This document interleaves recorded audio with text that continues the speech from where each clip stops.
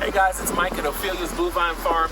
I want to thank you for allowing us to serve you. And these are just a few of the Hy-Vee locations that we're at. And you can check our website, opheliasbluevine.com, for the full details. But that's not what today's video is about. I want to show you something. Let's go over here. So this is a piece of art that I had made, inspired by Grandmother Ophelia. Grandmother Ophelia had these wagon wheels, and they were buried in dirt at her home at 218 East Dodge Street in Springfield, Illinois. And so when I started Ophelia's Blue Vine, I found an artist to make this. So this is an old school wagon wheel, and actually it's concrete, but it's soldered by a T-post right here.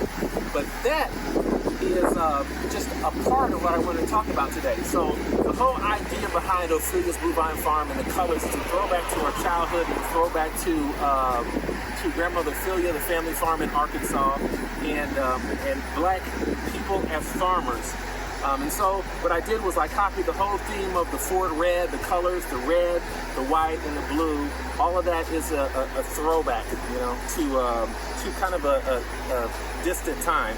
And so what I want to show you today right now is look at this fabulous plant right here. A lot of people have been asking what exactly this is. This is a cotton plant, and we grew it from seed in this exact spot a couple of months ago. So swing over this way, and you'll see right here. Can you see? It's getting close right there. Okay. See right there? That's a cotton plant. Okay. And if you pull this out right here, you can see. So that's a cotton seed. Cotton has thousands of uses. And here at Ophelia's Blue Vine, we grow it as a great conversation piece. Here we have two types of cotton. We have a naturally white cotton and a naturally brown cotton. So the beauty of cotton as African Americans, it reminds us of our history.